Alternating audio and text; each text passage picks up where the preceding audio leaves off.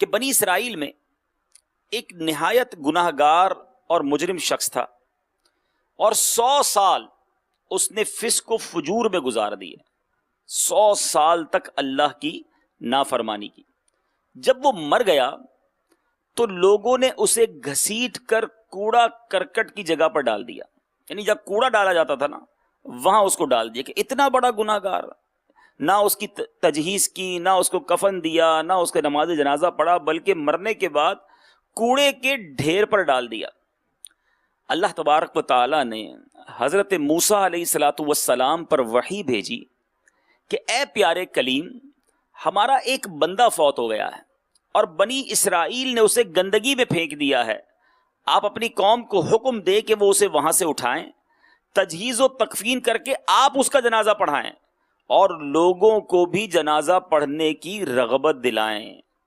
ایک طرف 100 سال کے گناہ، پورے شہر میں گویا بڑا گناہ گار مشہور، اور اب اس کا جنازہ پڑھانے کا حکم دیا جا رہا ہے اللہ کے نبی کو، حضرت موسیٰ کلیم اللہ کو، اور کہا جا رہا ہے کہ لوگوں کو بھی کہیں اس کا جنازہ پڑھے۔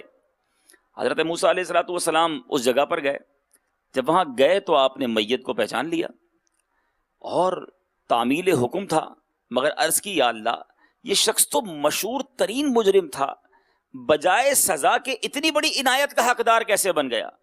یعنی اللہ کے نبی جس کا جنازہ پڑھا دیں، آپ سوچیں اس کا تو بیڑا پار ہے نا، کہ سزا ملنی چاہیے، اتنی بڑی عطا۔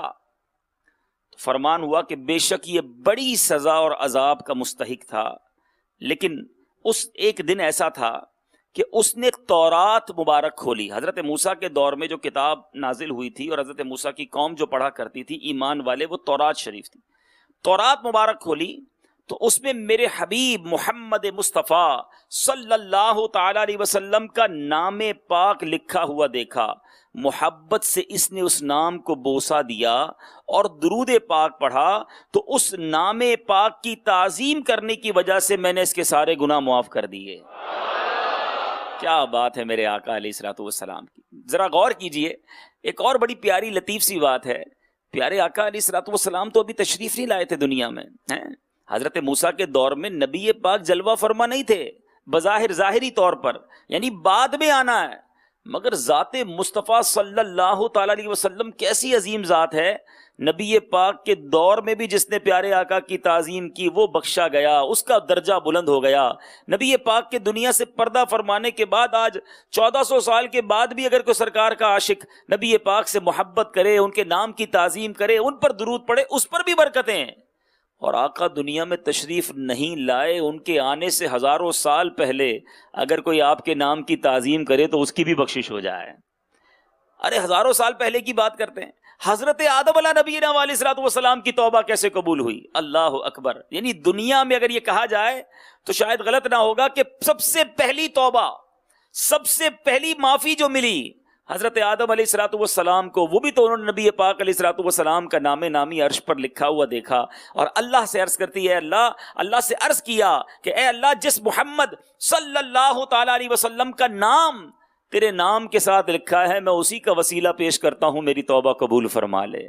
تو رب نے ان کی بھی توبہ قبول فرما لی۔ کیا بات ہے میرے آقا علیہ الصلوۃ والسلام کی، گویا کائنات کے شروع ہونے سے لے کر اختتام تک، بلکہ انشاءاللہ محشر اور جنت میں بھی نبی پاک کے چرچے بلند ہوں گے، اور سرکار علیہ الصلوۃ والسلام کی برکتیں سارا عالم کھائے گا۔ کون دیتا ہے دینے کو منہ چاہیے، کون دیتا ہے دینے کو منہ چاہیے، دینے والا ہے سچا ہمارا نبی، سب سے اولا و اعلیٰ ہمارا نبی، سب سے بالا و اعلیٰ ہمارا نبی، اپنے مولا کا پیارا ہمارا نبی، دونوں عالم کا دولہ ہمارا نبی۔ پھر کیوں نہ سرکار علیہ الصلوۃ والسلام کا نام سنیں تو اپنے انگوٹھے چوم کر آنکھوں سے لگائیں، کیوں نہ ان کا نام سن کر ہم جھومیں، کیوں نہ ان پر درود پاک بھیجیں، کہ ان پر درود پڑھنا یہ تو فرشتوں کا بھی کام ہے۔ مفتی جمیل رضوی لکھتے ہیں نا، مومنو پڑھتے رہو تم اپنے آقا پر درود، مومنو پڑھتے رہو تم اپنے آقا پر درود، ہے فرشتوں کا وظیفہ الصلاۃ والسلام۔ بلکہ ہماری تو التجا یہ ہے کہ زندگی بھر بھی درود پڑھتے رہیں، اور جب قبر میں جائیں نا اور نبی پاک کا جلوہ نظر آئے ہیں، جب فرشتے قبر میں جلوہ دکھائیں آپ کا، جب فرشتے قبر میں جلوہ دکھائیں آپ کا، ہو زبان پر پیارے آقا الصلاۃ والسلام، مرتے وقت بھی یہی زبان پر ہو، میں وہ سنی ہوں جمیل قادری، مرنے کے بعد میرا لاشا بھی کہے گا الصلاۃ والسلام۔ زندگی بھر اس وظیفے کو اپنائے رکھنا، مرتے وقت بھی جاری ہو جائے گا، قبر میں بھی جاری ہو جائے گا، اور انشاءاللہ جب محشر کے دن اٹھیں گے تب بھی زبان پر یہ جاری ہوگا۔ آئیے مل کر محبت کے ساتھ با آواز بلند درود پاک پڑھ لیجئے، صلو علی الحبیب صلی اللہ تعالی علی محمد صلی اللہ علیہ وسلم۔ میٹھے میٹھے اسلامی بھائیوں اور مدنی چینل کے ناظرین، اسلامی تاریخ میں بڑے ہی عجیب و غریب اور ہسٹوریکل واقعات ہیں، ایسے ایسے واقعات ہیں کہ آج پڑھیں تو کبھی کبھی کہتے ہیں نا بندہ حیران ہو جاتا ہے کہ ایسا بھی ہوا ہوگا، اس طرح بھی ممکن ہے۔ صحابہ کرام علیہم الرضوان کی نبی پاک پر جو جان نثاری کے واقعات ہیں، جب پڑھتے ہیں تو عقل حیران ہو جاتی ہے کہ کیسے سب کچھ لٹا دیا، جان بھی لٹا دی، مال بھی لٹا دیا۔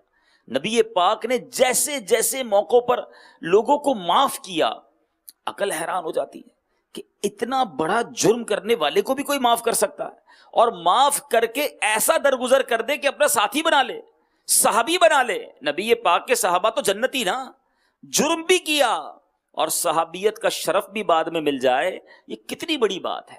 ایک ایسا ہی عجیب و غریب واقعہ، ایک ایسا ہی جس کو آپ کہیں کہ حیران کر دینے والا واقعہ، بالخصوص وہ لوگ غور سے سنیں کہ جن کے ذہنوں میں یہ غلط فہمی ڈال دی گئی ہے یا ڈالی جاتی ہے کہ اسلام تلوار کے زور سے پھیلا ہے، اسلام معاذ اللہ تشدد سے پھیلا ہے۔ نہیں میرے میٹھے اسلامی بھائیوں، یہ انٹرنیشنل کانسپرنسی ہے، یہ ایک عالمی کہہ لیجئے کہ غلط فہمی پیدا کی جاتی ہے۔ اگر پڑھیں نبی پاک علیہ الصلوۃ والسلام کی سیرت کو تو اسلام معافی سے پھیلا ہے، اسلام درگزر سے پھیلا ہے، اسلام محبتوں سے پھیلا ہے۔ اللہ اکبر۔ میں آج جو واقعہ سنانے جا رہا ہوں، one of the amazing history of the Islam, ایک ایسا واقعہ ہے، ایک ایسی داستان ہے جو جب بھی سنیں ایمان تازہ ہو جاتا ہے۔ یاد رہے 15 شوال المکرم اور سال تھا 6 ہجری، نبی پاک علیہ الصلوۃ والسلام اور آپ کے صحابہ موجود تھے مدینہ منورہ میں، اور اب کفار مکہ نے، مشرکین مکہ نے ایک زبردست جنگ کی تیاری کی۔ پلان یہ تھا کہ بدر کے جنگ میں جو ان کو ہار ہوئی تھی، جو نقصان ہوا تھا، اس کا بدلہ لینا ہے، اور یہ جنگ، یہ غزوہ، یہ لڑائی لڑی گئی احد کے میدان کے پاس، وہی پہاڑ جس پہاڑ کو میرے آقا علیہ الصلوۃ والسلام نے جنتی پہاڑ قرار دیا۔ سبحان اللہ، ذرا غور کیجئے، میرے آقا کی حدیث مبارکہ ہے جس کا مضمون ہے احد مجھ سے محبت کرتا ہے، میں اس سے محبت کرتا ہوں اور یہ میرے ساتھ جنت میں جائے گا۔ آپ ذرا سوچئے، پہاڑ جنت میں جائے گا، پہاڑ بھی نبی پاک سے محبت کرتا ہے۔ علماء بڑی پیاری اس حدیث کے تحت بات فرماتے ہیں کہ اگر پتھر بھی نبی پاک سے محبت کرے تو وہ جنت میں چلا جائے، امتی محبت کرے تو کیوں نہ جنت میں جائے گا۔ اصل بات یہ ہے کہ دل میں سرکار علیہ الصلوۃ والسلام کی محبت جو ہے نا وہ مضبوط ہونی چاہیے۔ تو بہرحال اب احد کے دامن میں یہ لڑائی لڑی گئی۔ اس غزوے میں مشورہ دوں گا آپ کو، جنہوں نے ابھی تک اگر احد شریف کے اس واقعے کو نہیں پڑھا، غزوہ احد کو نہیں پڑھا، لازمی پڑھیے۔ اللہ اکبر۔ اسلامی تاریخ میں بہت ساری لڑائیاں ہوئیں، بڑے غزوے ہوئے، مگر جس غزوے میں سب سے زیادہ قربانی کی داستانیں رقم کی گئیں، سب سے زیادہ نبی پاک پر اپنی جانیں نچھاور کرنے کا جذبہ جو نظر آیا، اور کیسے کیسے واقعات نظر آئے، احد کا میدان اس کا گواہ ہے۔ سیرت کی کتابیں موجود ہیں، مکتبۃ المدینہ سے حاصل کر لیں، سیرت رسول عربی کتاب ہے، سیرت مصطفیٰ صلی اللہ تعالیٰ علیہ وسلم کتاب ہے، اس میں ایک چیپٹر ہے غزوہ احد۔ آپ پڑھیں، آپ کے آنسو نہیں رکیں گے، آپ کا ایمان تازہ ہو جائے گا کہ صحابہ کا جذبہ کیسا تھا۔ بہرحال اسی میں واقعات بہت سارے ہیں، میں مختصراً 2-3 باتیں عرض کرتا ہوں کہ غزوہ احد میں صحابہ کرام نے کس طرح آگے بڑھ بڑھ کر نبی پاک کے اوپر اپنی جان قربان کی۔ حضرت قتادہ بن نعمان انصاری رضی اللہ تعالیٰ عنہ، آپ نبی پاک علیہ الصلوۃ والسلام کو صحابہ نے کیا کیا تھا، جب بہت تیز تیر برس رہے تھے نا تو صحابہ کرام نے پیارے آقا کو گھیر لیا تھا۔ آج کے دور میں تو بلٹ پروف شیشے لگ جاتے ہیں، گاڑیاں بلٹ پروف بن جاتی ہیں، اس وقت تو ایسا نہیں تھا۔ تو صحابہ کرام نے اپنے سینے اور اپنا آپ نبی پاک کے آگے رکھ دیا اور پورا گھیر لیا کہ کہیں سے بھی تیر آئے ہمیں لگ جائے، نبی پاک علیہ الصلوۃ والسلام کو نہ لگے۔ تو حضرت قتادہ نے کیا کیا کہ انہوں نے پیارے آقا کے چہرے کو بچانے کے لیے اپنا چہرہ آگے کر دیا، اپنا چہرہ کفار کے سامنے کر دیا۔ ایک تیر آیا اور حضرت قتادہ کی ڈائریکٹ آنکھ میں لگا. آپ ذرا سوچیں, سرما لگاتے ہیں, ہاتھ کانپ رہا ہوتا ہے کہ یار کہیں آنکھ میں زور سے سلائی نہ لگ جائے, مگر وہ تیر ان کی آنکھ میں چلا گیا. اس تیر نے نقصان کیا پہنچایا کہ ان کی آنکھ بہہ کر رخسار پر آ گئی, یعنی آنکھ باہر آ گئی. تکلیف سوچے کتنی ہوگی. اللہ اکبر. صحابہ کا عقیدہ ایمان دیکھو, ڈائریکٹ ایمرجنسی وارڈ کی طرف نہیں بھاگے, کسی ہاسپٹل میں نہیں گئے. تکلیف کتنی ہوگی, مگر وہی نکلی ہوئی آنکھ لے کر نبی پاک کی دربار میں آ گئے.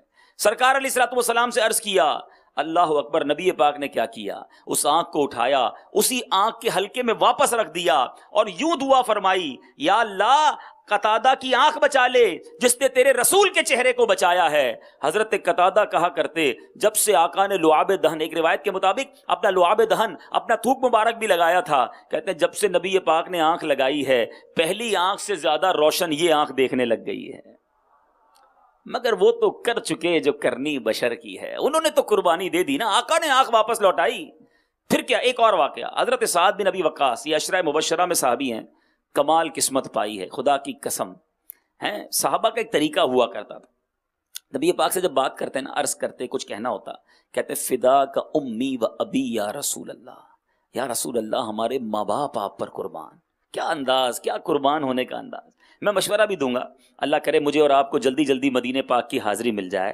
جب روضہ رسول پہ جائیں نا اور اپنی کوئی بات عرض کریں, ہم وہ زمانہ تو نہیں پایا ہم نے, مگر اچھوں کی نقل تو کر سکتے ہیں.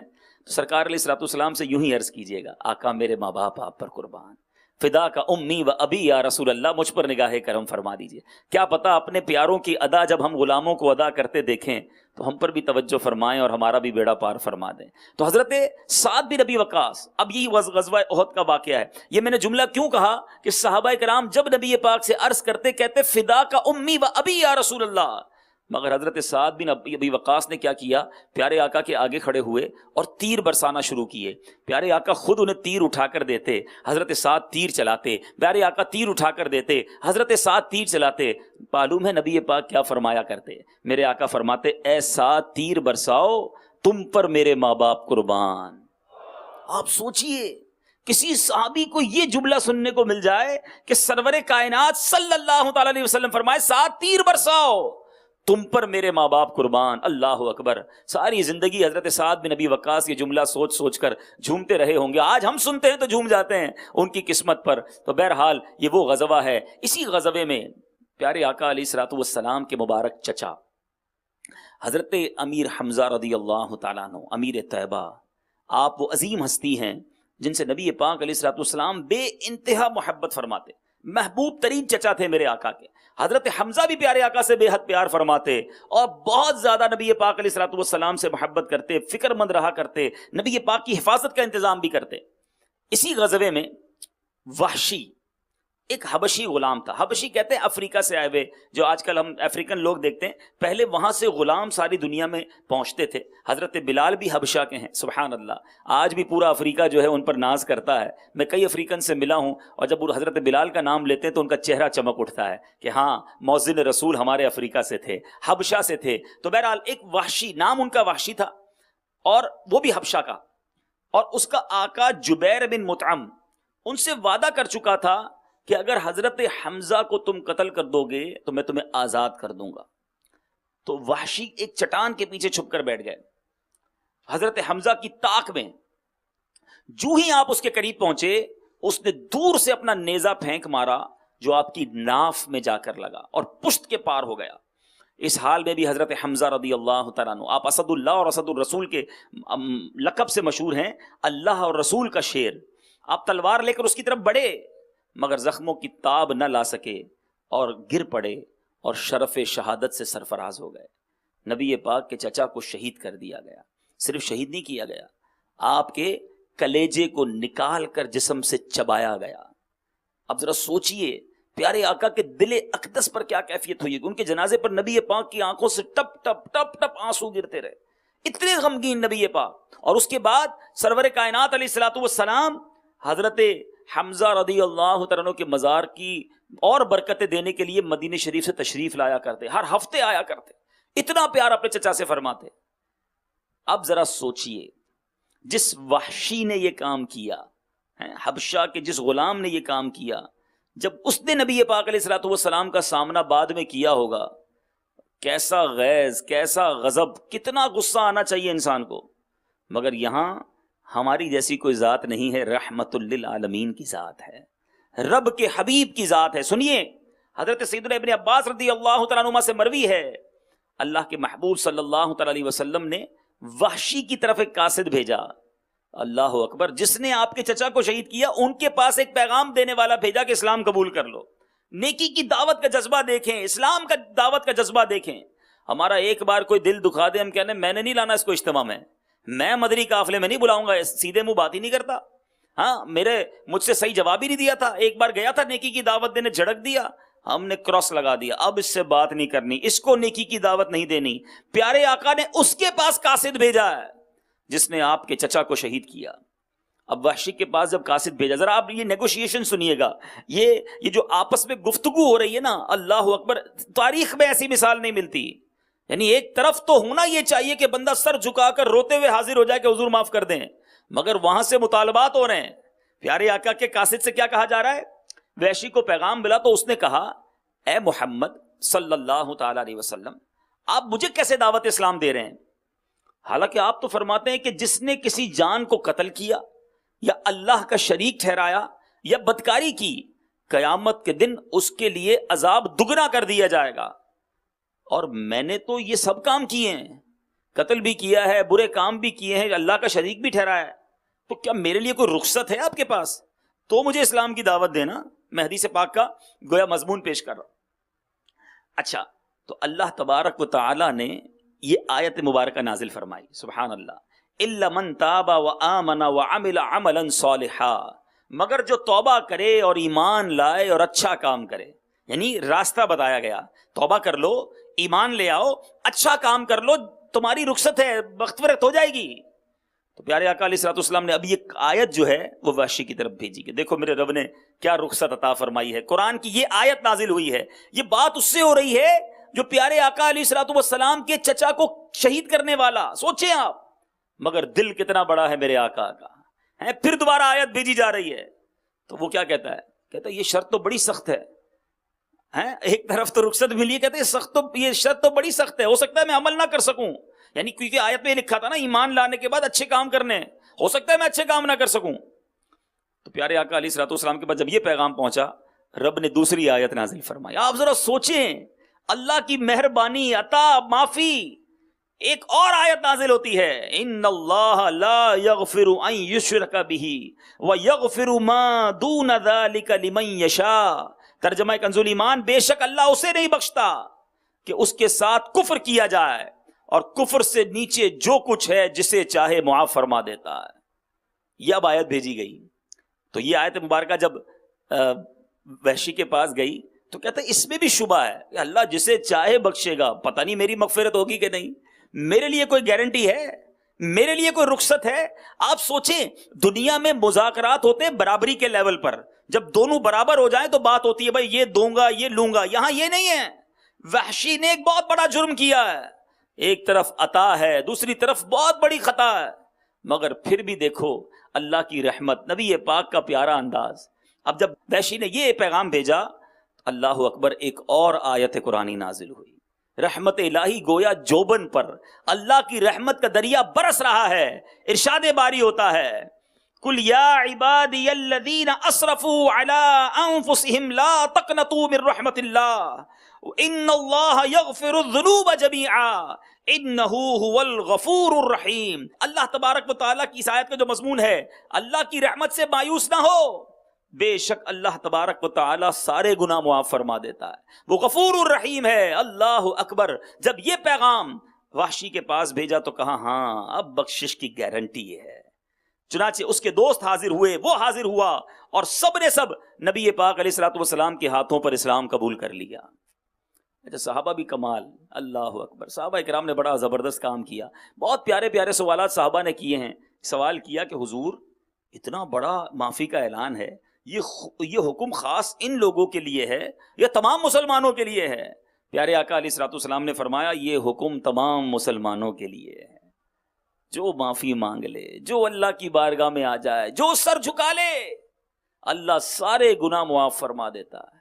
اے میرے میٹھے اسلامی بھائیوں، اس واقعے سے جہاں اسلام کی خوبصورتی، جہاں نبی پاک علیہ الصلوۃ والسلام کی ذات کی نرمی، معافی اور درگزر ہمیں پتہ چل رہا ہے، وہیں سبحان اللہ میرے اللہ کی رحمت کتنی بڑی ہے، وہ کیسا کریم ہے، کتنے ہی گناہ کیوں نہ ہوں، جب رحمت کا دریا بہتا ہے، جب اللہ تبارک و تعالیٰ کی طرف سے نگاہ رحمت ہوتی ہے تو سارے گناہ معاف کر دیے جاتے ہیں۔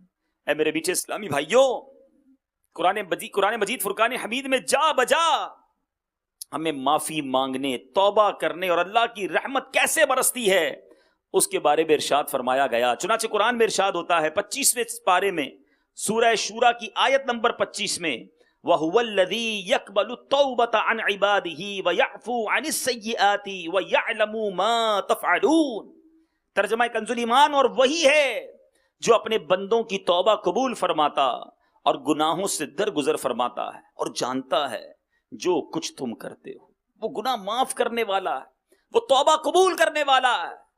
اے میرے میٹھے اسلامی بھائیوں، دنیا میں ایسا کہیں نہیں ہوتا، آپ غلطی کریں، اگر معافی مل بھی گئی تو وہ غلطی باقی لکھی رہتی ہے۔ کہیں تھانے میں کسی کا کیس چلا جائے، معاملہ ختم ہو جائے، سزا بھی پالے یا جناب کورٹ بری کر دے، مگر فائل میں لکھا ہوگا کہ اس نے یہ جرم کیا ہے۔ آؤ بتاتا ہوں میرے رب کی رحمت کتنی بڑی ہے، جب وہ معاف فرماتا ہے نا تو صرف جرم باقی نہیں رہتے، بلکہ اللہ سارے گناہ فرشتوں کو بھی بھلا دیتا ہے، نامہ اعمال سے بھی مٹا دیتا ہے، وہ زمین بھی جو ہے وہ بھی جناب جہاں پر گناہ کیے اسے بھی بھلا دیتا ہے، کوئی گواہ باقی نہیں بچتا۔ بلکہ آؤ قرآن کی وہ آیت سنانے جا رہا ہوں کہ جب رب کی رحمت جوش پہ ہو، بندہ سچی معافی مانگے، صرف گناہ معاف نہیں فرماتا، وہ کریم گناہوں کو نیکیوں سے بدل دیتا ہے۔ وہ گناہ جتنے تھے وہ سب نیکیاں بن جاتی ہیں۔ اللہ اکبر۔ اللہ قرآن میں ارشاد فرماتا ہے اِلَّا مَن تَابَ وَآمَنَ وَعَمِلَ عَمَلًا صَالِحًا فَأُولَٰئِكَ يُبَدِّلُ اللَّهُ سَيِّئَاتِهِمْ حَسَنَاتٍ وَكَانَ اللَّهُ غَفُورًا رَحِيمًا۔ ترجمہ کنز ایمان، مگر جو توبہ کرے اور ایمان لائے اور اچھا کام کرے تو ایسوں کی برائیوں کو اللہ بھلائیوں سے بدل دے گا، اور اللہ بخشنے والا مہربان ہے۔ کوئی دنیا میں ایسا کہ جتنے قصور کیے ہیں اتنے انعام مل جائیں؟ مگر میرے رب کی رحمت اتنی بڑی ہے کہ وہ جب کرم فرماتا ہے تو گناہ بھی نیکیوں سے بدل دیتا ہے۔ نبی پاک علیہ الصلوۃ والسلام فرماتے ہیں نا، التائب من الذنب کمن لا ذنب لہ، گناہوں سے توبہ کرنے والا ایسا ہے جیسا اس نے گناہ کیا ہی نہیں ہے۔ 70 سال گناہ کرے، 60 سال گناہ کرے، دن رات گناہ کرے، ایک سچی توبہ کر لے، وہ رب معاف فرما دے تو ڈیلیٹ، ختم، زیرو، سارے گناہ معاف فرما دیتا ہے۔ مگر کاش میں اور آپ ایسی توبہ کرنے میں کامیاب ہو جائیں۔ جب حدیثیں بتا رہی ہیں، جب قرآن کی آیتیں ہمیں ابھار رہی ہیں، بتا رہی ہیں کہ دیکھو رب کتنا کریم ہے، پھر بھی ہم کیوں نہیں بدلتے؟ پھر بھی ہم رب کی نافرمانی کیوں کرتے ہیں؟ وہ کون سی چیز ہے جو ہمیں اللہ کی طرف جانے میں روک رہی ہے؟ ہمارا ذہن کئی بار بنتا ہے کہ اب اللہ کا نیک بندہ بننا ہے، اب رب سے سچی محبت کرنی ہے، اب اس کی نافرمانی نہیں کرنی ہے۔ اتنی حدیثیں سنی، اتنی آیتیں سنی، کئی بار سنی، وہ کیا چیز ہے جو بدلنے نہیں دے رہی؟ وہ کیا رکاوٹ ہے جو ہمیں آگے نہیں بڑھنے دے رہی؟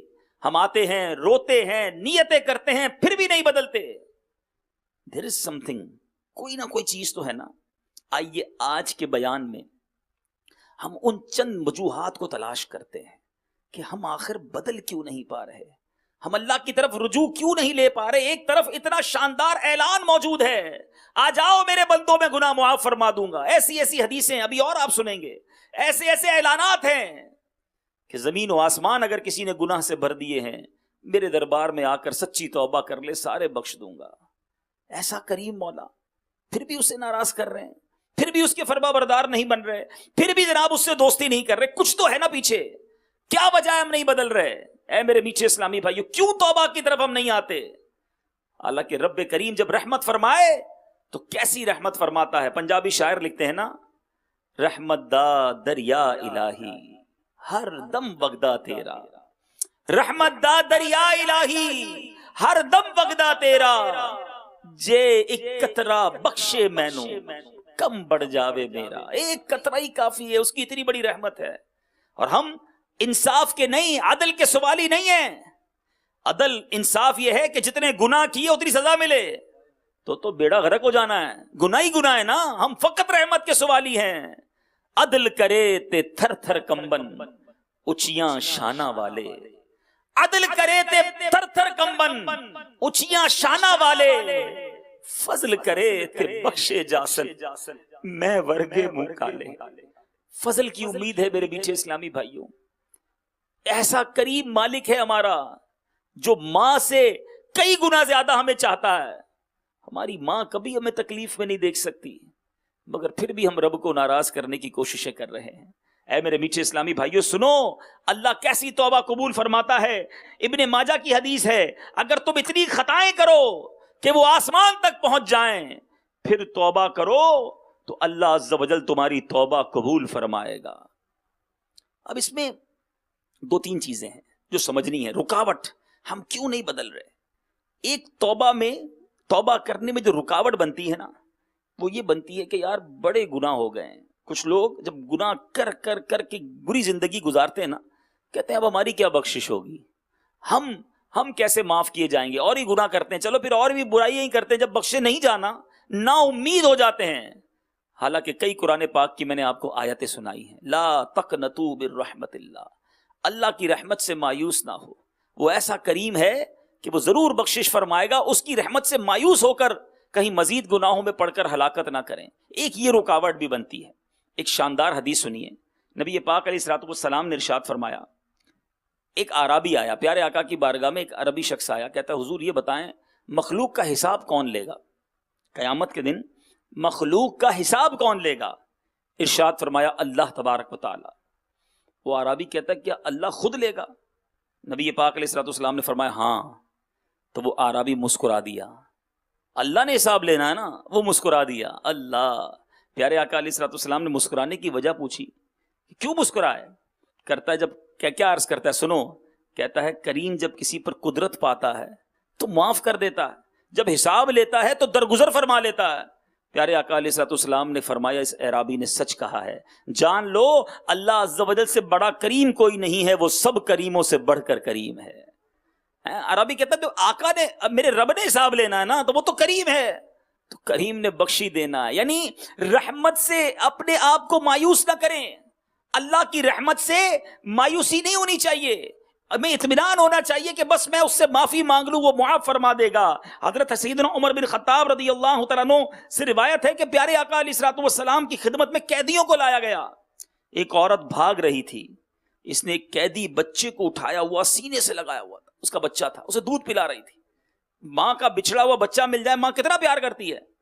تو پیارے آقا علیہ الصلوۃ والسلام نے صحابہ کو کہا کہ اس عورت کو دیکھ کر بتاؤ کیا یہ عورت اپنے بچے کو جہنم میں ڈال دے گی؟ ماں جس کو بڑی دیر بعد بچہ ملے کتنا پیار کرتی ہے، وہ پیار کر رہی تھی۔ پیارے آقا نے صحابہ سے کہا ذرا دیکھو کیا یہ عورت اپنے بچے کو جہنم میں ڈال دے گی؟ عرض کی کہ نہیں، اللہ کی قسم کبھی نہیں، کیسے ڈالے گی؟ تو پیارے آقا علیہ الصلوۃ والسلام نے فرمایا اللہ عز و جل اپنے بندوں پر اس سے کہیں زیادہ رحم و کرم کرتا ہے جتنی یہ عورت اپنے بچے پر رحم کر رہی ہے۔ ایسا مالک، ایسا خالق، پھر مایوس ہو جائیں، پھر ہمت توڑ دیں؟ نہیں میرے میٹھے اسلامی بھائیوں، بلکہ ہونا یہ چاہیے ایسا کریم ہونا تو اس کریم سے تو اور محبت ہو جائے۔ ایک بات یاد رکھیں جو سمجھنا ہے مجھے اور آپ کو، ایک ہے عذاب کے ڈر سے گناہ چھوڑنا کہ یار مار پڑے گی، جہنم میں ڈال دیا جائے گا، قبر میں کیڑے آ جائیں گے، آنکھ میں آگ بھر دی جائے گی، کان میں آگ بھر دی جائے گی، بندہ اس ڈر سے گناہ نہ کرے۔ ایک تو یہ ہے، دوسرا یہ ہے کہ بندہ اللہ کی محبت میں گناہ نہ کرے۔ اس کا مزہ اور ہے نا کہ میرا رب اتنا کریم ہے، اتنا مہربان ہے، میں اسے ناراض نہیں کروں گا۔ دنیا میں بھی تو ہوتا ہے نا کہ آپ کے ساتھ کوئی ایک بار اچھا کام کر دے، کوئی نوکری لگا دے، کوئی قرضہ دے دے، کوئی ماشاءاللہ کوئی بھی ہمارے ساتھ فیور کر دے، اچھا کام کر دے، ہم کیا کہتے ہیں؟ یار اس نے میرے برے وقتوں میں ساتھ دیا تھا۔ یہ ناراض نہیں ہونا چاہیے، اس کو خوش رہنا چاہیے، بہت کام کا بندہ ہے، بڑا احسان کیا اس نے مجھ پر۔ دنیا میں ایک دو بار کوئی احسان کرے، ہم چاہتے ہیں وہ ناراض نہ ہو۔ جس رب نے اتنے احسانات کیے، اتنی کرم نوازیاں کی، دن رات کرم نوازیاں فرما رہا ہے، مسلمان بنایا، آنکھیں سلامت، ہاتھ سلامت، پیر سلامت، زبان سلامت ہیں، ہمیں کتنی نعمتیں رب نے دی، کروڑوں سے اچھا بنایا، پھر بھی اسے ناراض کر رہے ہو. ارے گناہ اس لیے نہ چھوڑو کہ جہنم میں ڈالا جائے گا، اسی لیے چھوڑ دو کہ اللہ کی نافرمانی میں نے نہیں کرنی. ایسا کریم مولا میں اسے ناراض کروں؟ دیکھو میرا رب کیسا کریم ہے، کیسا عیبوں پر پردے ڈالتا ہے. حضرت موسیٰ علیہ نبینا علیہ الصلوۃ والسلام کا دور تھا، آپ کی قوم میں ایک بار قحط پڑ گیا، کھانے پینے کو کچھ نہیں تھا، بارش نہیں ہو رہی تھی.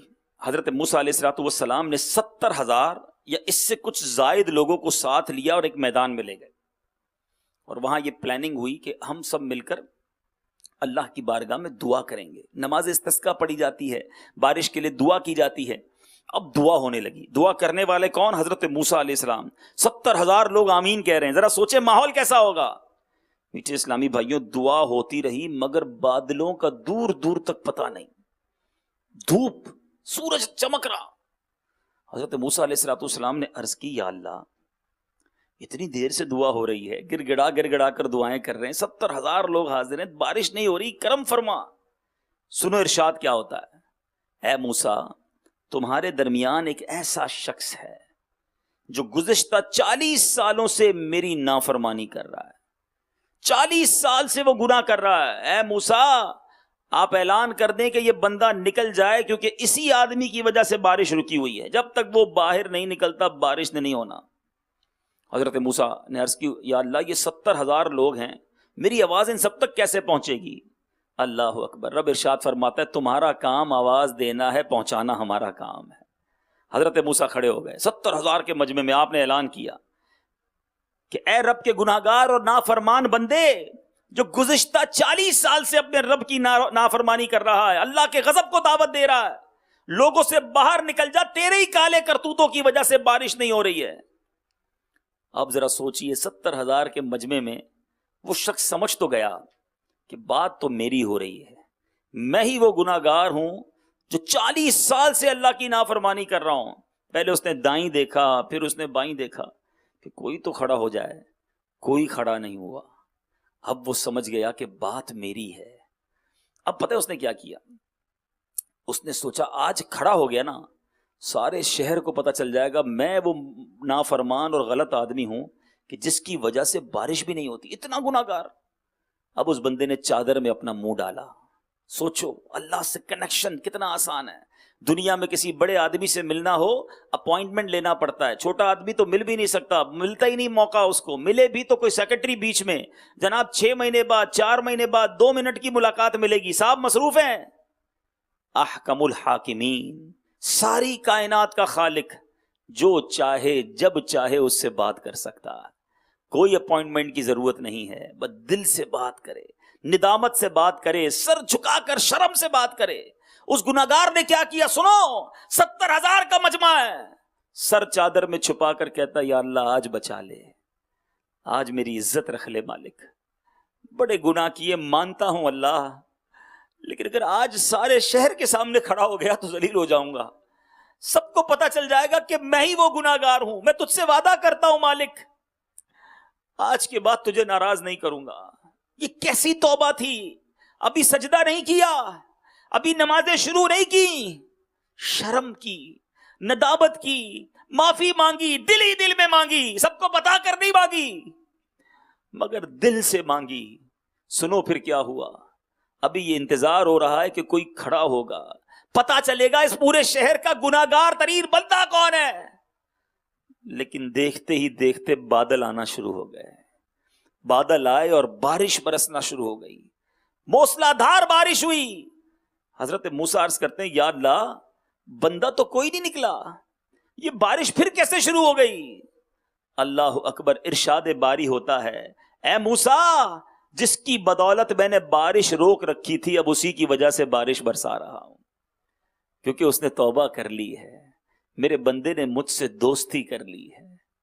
سوچو میرے میٹھے اسلامی بھائی، کیا کریم ہے میرا مولا، کیسی مہربانی ہے اس کی. حضرت موسیٰ نے عرض کی مولا اب تو ملا دے، اب میں تیرے اس نیک بندے سے ملنا چاہتا ہوں جس کی وجہ سے بارش ہوئی ہے، اب میں اسے دیکھنا چاہتا ہوں، ملنا چاہتا ہوں. اللہ اکبر. اللہ تبارک و تعالیٰ کی طرف سے ارشاد ہوتا ہے اے موسیٰ جب وہ گناہگار تھا، اتنا گناہگار تھا کہ اس کی وجہ سے بارش نہیں ہو رہی تھی، میں نے اس وقت اسے رسوا نہیں کیا، اب تو میرا دوست بن گیا ہے، اب اس کے بارے میں تمہیں کیسے بتا دوں، کیونکہ اگر پتا چلتا کہ کون تھا تو یہ بھی پتا چلتا نا کہ یہی گناہگار تھا۔ یہ ہے میرا مالک، ہم گناہ کریں وہ پردے ڈالے۔ پنجابی شاعر لکھتے نا، ہک گناہ میرے ماں پیو ویکھیں مینو عمری منہ نہ لاوے، ہک گناہ میرے ماں پیو ویکھیں مینو عمری منہ نہ لاوے، لکھ گناہ میرا مالک ویکھے او پھر بھی پردے پاوے۔ ایسا مالک ہو اسے ناراض کریں گے، ایسا مہربان ہو اسے ناراض کریں گے۔ توبہ کے لیے کوئی بہت بڑا اجتماع کرنا، کوئی تقریب کرنا ضروری نہیں، سر جھکاؤ، بس دل ہی دل میں عرض کر دو، مالک معاف کر دے، بہت گناہ کیے مالک معاف کر دے، بس تیرا بندہ ہوں، ہو گئے گناہ مالک معاف کر دے، اب نہیں کروں گا گناہ مالک معاف کر دے، میں اچھا بننا چاہتا ہوں مالک معاف کر دے، کمزور ہوں مالک نہیں سدھر پایا معاف کر دے، مانتا ہوں کئی بار توبہ کی پھر گناہ کیے مالک معاف کر دے، تجھ سے معافی نہیں مانگوں گا تو کس سے معافی مانگوں گا، مالک معاف کر دے، تو اپنے بندوں پر ان کی ماؤں سے زیادہ مہربان ہے، مجھ پر بھی کرم کر، معاف کر دے۔ مانتا ہوں چھپ کر گناہ کیے، لوگوں سے ڈرتا رہا کہ پتہ نہ چل جائے، دروازہ بند کر دیا کہ کوئی دیکھ نہ لے، لائٹ بجھا دی کہ کسی کو نظر نہ آ جائے، ہیڈ فون لگائے تاکہ کوئی آواز نہ سن سکے، مگر تجھے معلوم تھا میں کیا کر رہا تھا، تجھے غضب نہ کیا، مالک معاف کر دے، میں بدلنا چاہتا ہوں، میں سدھرنا چاہتا ہوں، میرے مولا مجھے معاف کر دے، میں کمزور ہوں، تو میری مدد کر، مجھے نیک بنا، مجھے معاف کر دے۔ یقین کرو، ایک بار دل سے پکارو تو صحیح، ایک بار اپنے دل سے اسے عرض تو کر کے دیکھو، وہ قریب ہے، اس کے رحمت کے خزانے ختم نہیں ہو گئے، اس کی معافی کا در بند نہیں ہوا، وہ آج بھی مہربان ہے، اس کی رحمت آج بھی چاہتی ہے معافی مانگ لے، قریب چاہتا ہے ہم بخشے جائیں، یہ ہم ہیں، یہ ہم گناہگار ہیں جو اس سے دور بھاگتے ہیں، مسجد میں آتے ہیں تو اچھے بن جاتے ہیں، ماحول میں آتے ہیں تو نیک نظر آنے لگتے ہیں، گھر جاتے پھر گناہ شروع، نہیں بدلتا دل، ہمارے بہت سارے چہرے ہیں، ہم اسلامی بھائیوں میں کچھ ہیں، ہم گھر پر کچھ ہیں، ہم فیملی میں کچھ ہیں، ہم دوستوں میں کچھ ہیں۔ اے میرے میٹھے اسلامی بھائیوں جو مجھے مدنی چینل پر دیکھ رہے ہو، میں آپ سے پوچھنا چاہتا ہوں، کب تک اللہ کو ناراض کرو گے؟ ارے کب بدلو گے؟ مرنا نہیں، کیا بہت ٹائم باقی ہے آپ کو پتا ہے؟ ارے ہمیں تو یہ بھی نہیں پتا کہ آج رات تک زندہ رہیں گے کہ نہیں، پھر کب تک انتظار کرو گے معافی مانگنے کا؟ یہ شیطان جو ہے نا، یہ ہمیں بدلنے کیوں نہیں دیتا؟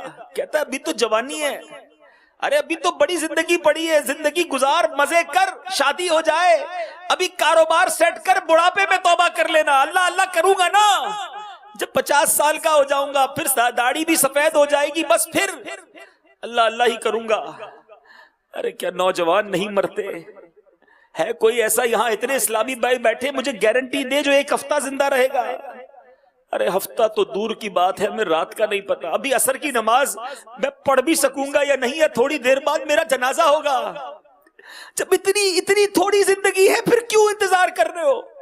پھر کیوں توبہ سچی نہیں کرتے؟ اور توبہ کرنا مشکل نہیں، بس دل سے اس قریب کو پکار لو، اس کی رحمت کا دریا بہت بڑا ہے، ہمارے گناہ اس کی رحمت کے آگے کچھ نہیں ہے۔ ہمیں لگتا ہے نا بڑے گناہ کیے، واقعی بہت گناہ کیے، مگر جس کریم کا گناہگار ہو اس کا کرم بہت بڑا ہے، اس کی رحمت بہت بڑی ہے، وہ کرم فرمائے گا، میرے سارے گناہ معاف کر دے گا۔ کیسے معاف کرتا ہے سنو، سیدنا عمر فاروق رضی اللہ تعالیٰ عنہ امیر المومنین ہے، خلیفۃ المسلمین ہے، آپ کے جلال، آپ کی عدالت کا چرچا ہوا کرتا تھا۔ ایک شخص آپ کے سامنے سے گزرا، اس کے ہاتھ میں شراب کی بوتل تھی، حضرت عمر نے دیکھ لیا. آپ نے فرمایا بتاؤ اس میں کیا ہے. ذرا سوچو, ایک ایسی عظیم شخصیت سامنے کھڑی ہو اور بندہ ان کے سامنے کھڑا ہو, کتنی دیر لگے گی جواب دینے میں؟ سیکنڈز بھی نہیں تھے, جواب دینا تھا. بس اس بندے نے دل ہی دل میں کیا کیا, مولا آج بچا لے, عمر کے سامنے ذلیل ہونے سے بچا لے, اب شراب نہیں پیوں گا, آج عزت رکھ لے, آج پردہ ڈال دے مالک. دل ہی دل میں کنیکشن کیا. وہ قریب دلوں کی بات بھی سنتا ہے, دلوں پر آنے والے خیالات دیکھ رہا ہے. اگر آج کسی کی آنکھوں میں آنسو ہیں اور وہ سچے آنسو ہیں, میرا رب وہ بھی دیکھ رہا ہے. ہم یہی تو عرض کر رہے ہیں مالک سے, مالک پہلے بھی روئے ہیں مگر اندر سے دل بدلتا نہیں ہے. مالک آج اتنے مسلمان بیٹھے, ان میں کوئی تو تیرا نیک بندہ ہوگا, کرم کر, بدل دے, آج ہمیں بدل دے, بدل دے, اپنے اچھے بندوں میں شامل کر لے, اپنے شکر گزار, اپنے عبادت گزار بندوں میں شامل کر لے, اپنے مغفرت یافتہ بندوں میں شامل کر لے. اس بندے نے کیا کیا سنو, دل ہی دل میں عرض کی مولا آج بچا لے, بس آج میری عزت رکھ لے, عمر کے سامنے ذلیل نہ کرنا. بندہ کہتا ہے اس میں سرکہ ہے, شراب نہیں سرکہ ہے. کتنی دیر لگی ہوگی سوچو. حضرت عمر کہتے ہیں بتاؤ, دکھاؤ کیا ہے.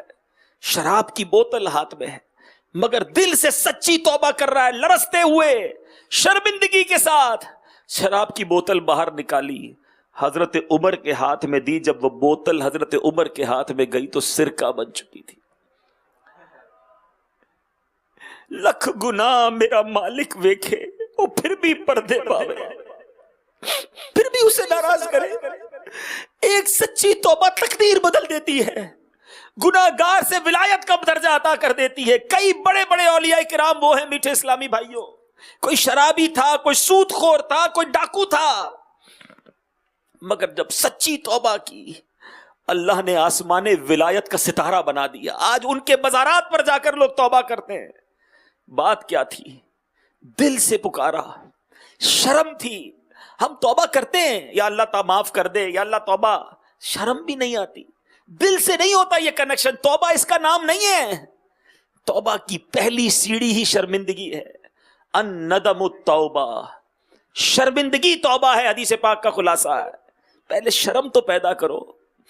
شاعر لکھتے نا, بروز حشر اے آسیوں, بروز حشر اے آسیوں, ندامت ساتھ لے جانا, ندامت روز حشر اے آسیوں تم ساتھ لے جانا.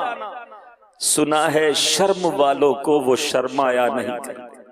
شرم تو ہونا, ہمیں تو شرم بھی نہیں آتی ہے. لوگ گناہ کرتے مزے کر کر کے, سب کو بتاتے ہیں پتہ ہے میں نے یہ کام کیا ہے. اللہ, ایک تو اللہ کو ناراض کیا, اس پر دیدہ دلیری. سر تو شرم سے جھک جائے, گناہ ہو جائے تو بندہ آنسو تو بہائے, مولا غلطی ہو گئی, میں پھنس گیا تھا, معاف کر دے, اب نہیں کروں گا. تو یہ جو وجوہات ہے نا وہ ڈھونڈنی ہے. آج کیوں نہیں بدل پا رہے؟ ایک وجہ تو یہ ہے کہ بعض لوگ اللہ کی رحمت سے مایوس ہو جاتے ہیں. میں نے آج آپ کو رب کی رحمت کے واقعات سنا ہے. وہ دل سے پکارو تو معاف کر دیتا ہے. جس کی وجہ سے بارش نہیں ہو رہی اس کی وجہ سے بارش برسا دیتا ہے. دوسری وجہ, بندہ کہتا ہے ابھی ٹائم باقی ہے, لمبی امید, ابھی تو زندگی پڑی ہے. نہیں, کوئی پتہ نہیں ہے. آپ کے رشتہ داروں میں کوئی جوان نہیں مرا, آپ کے محلے میں, آپ کے شہر میں کسی جوان کی موت نہیں ہوئی. صبح گھر والوں کو کہہ کر گیا دوپہر کو کھانے میں یہ بنانا, آ کر کھاؤں گا, اور وہ نہیں آیا. اس کی لاش آئی, اس کا لاشا آیا, اس کا جنازہ آیا. کیا یہ سب کے ساتھ ہو سکتا ہے, میرے ساتھ نہیں؟ کیا مرنے سے پہلے گھر پہ کوئی نوٹس آئے گا کہ بھائی بدل جاؤ, 1 مہینہ رہ گیا ہے, توبہ کر لو, پھر انتقال ہوگا؟ نہیں.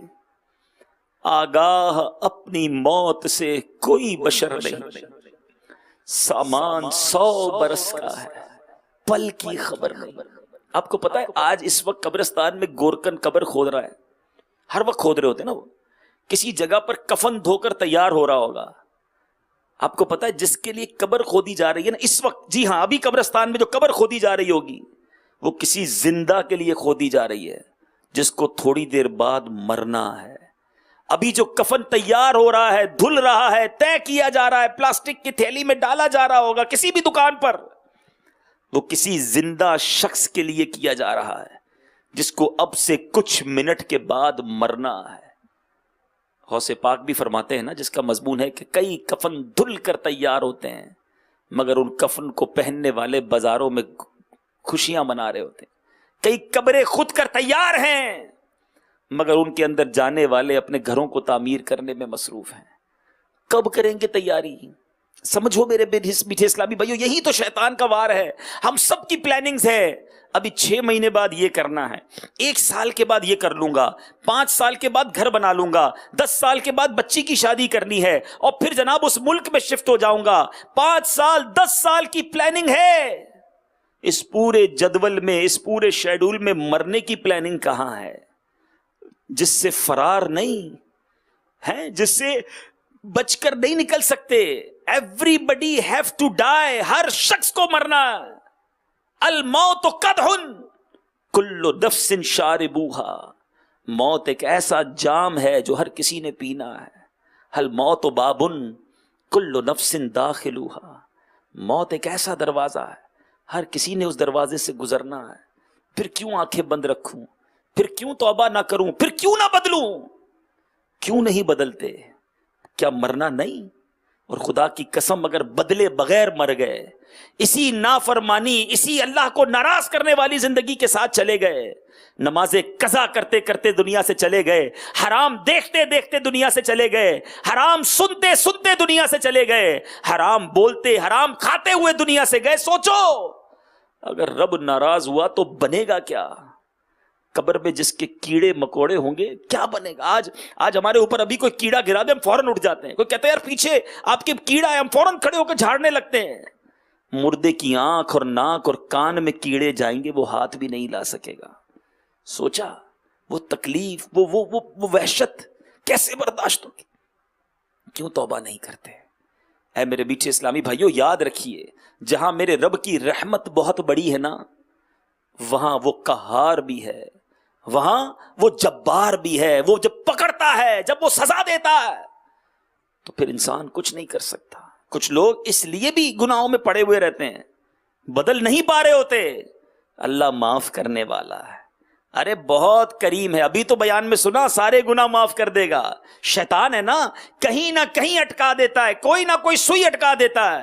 کسی کو رحمت کے آسرے پر گناہ کراتا ہے، کسی کو مایوس کر کے گناہ کرواتا ہے، کسی کو لمبی امیدیں دلا کر گناہ کرواتا ہے، اور کسی کو جناب کہتا ہے ابھی تو تھوڑے دنوں بعد ایسا کر لیں گے۔ نہیں، ابھی رائٹ اوے، آج بدلنا ہے۔ اللہ معاف کرنے والا ضرور ہے، مگر جب وہ غضب فرماتا ہے، جب وہ پکڑ فرماتا ہے، کیونکہ جہنم بھی تو اسی نے بنائی ہے نا۔ سارے مسلمان یقیناً جنت میں جائیں گے، لیکن سب سے پہلا مرحلہ تو ایمان لے کر قبر میں جانا ہے نا۔ گناہ کرتے رہے کرتے رہے کرتے رہے، اور اگر اللہ نہ کرے مرنے سے پہلے ایمان ہی لے لیا گیا تو پھر کدھر جاؤ گے؟ میں آپ کو نبی پاک کی ایک حدیث سنانے جا رہا ہوں۔ حدیث پاک کا مضمون ہے کہ انسان 4 قسموں پر رہتے ہیں، 4 طریقے پر رہتے ہیں۔ نمبر 1، کچھ لوگ غیر مسلم ہی پیدا ہوتے ہیں، کفر والی زندگی گزارتے ہیں، اور ان کا خاتمہ کفر پر ہی ہو جاتا ہے۔ کروڑوں ایسے لوگ ہیں جو ایسے ہی رہتے ہیں، جو غیر مسلم پیدا ہوئے، غیر مسلم ہی مر گئے۔ دوسری قسم، آقا فرماتے ہیں کچھ لوگ وہ ہوتے ہیں جو مسلمان پیدا ہوتے ہیں، اسلامی زندگی ہی گزارتے ہیں، اور مسلمان ہی مر جاتے ہیں۔ ہم اللہ سے دعا کرتے ہیں یا اللہ ان لوگوں میں ہمیں شامل فرما دے۔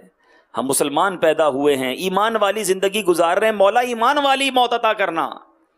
لیکن جو تیسری اور چوتھی قسم ہے، سنو، آقا فرماتے ہیں کچھ لوگ کفر پر پیدا ہوتے ہیں، کفر والی زندگی گزارتے ہیں، مگر ان کا خاتمہ ایمان پر ہوتا ہے۔ ایسا بہت سارا آپ نے دیکھا ہوگا، کئی غیر مسلم مسلمان ہو جاتے ہیں، ان کے نصیب میں ایمان والی موت ہوتی ہے۔ مجھ سے ایک واقعہ نہیں بھولتا، ہانگ کانگ میں ہمارے کچھ مبلغین دعوت اسلامی ہاسپٹل گئے ایک مریض اسلامی بھائی کی عیادت کرنے۔ جب عیادت سے فارغ ہوئے تو برابر والے بستر پر ایک 70 سال کے قریب بوڑھا غیر مسلم لیٹا ہوا تھا۔ وہ بڑے عجیب طریقے سے دیکھ رہا تھا، سر پر امامہ، چہرے پر داڑھی، یہ کون لوگ ہیں؟ اشارہ کیا، اسلامی بھائی اس کے قریب گئے، اس نے کہا آپ لوگ کون ہیں؟ اور اس نے کہا مسلمان ہیں۔ تھوڑی دیر بات ہوئی، اسلام کی دعوت پیش کی، اس کو اسلام اتنا پسند آیا کہ اس نے کلمہ بستر پر پڑھ لیا۔ 70 سال کی عمر میں غیر مسلم نے کلمہ پڑھ لیا، اور مزید دل ہلا دینے والی بات سنو کہ کچھ ہی گھنٹوں کے بعد اس کا انتقال ہو گیا. اس کے نصیب میں ایمان تھا. اسلامی بھائی ہاسپٹل پہنچ کر کلمہ پڑھا کر آئے. مگر اب چوتھی قسم سنو اور لرز جاؤ. پیارے آقا فرماتے کچھ لوگ مسلمان پیدا ہوتے ہیں, اسلام والی زندگی گزارتے ہیں, مگر ان کا خاتمہ کفر پر ہوتا ہے. کیا ہمارے پاس گارنٹی ہے کہ ہم ایمان سلامت لے کر جائیں گے؟ اے قادریوں, اے غوث پاک سے محبت کرنے والوں, 11ویں منانے والوں, سنو. پیرانے پیر, پیر دستگیر, روشن ضمیر, کتب ربانی, محبوب سبحانی حضرت شیخ عبد القادر جیلانی فرمایا کرتے, کتنا بڑا مرتبہ. علماء کہتے آج بھی کسی کو ولایت ملتی ہے تو غوث پاک کے در سے ملتی ہے.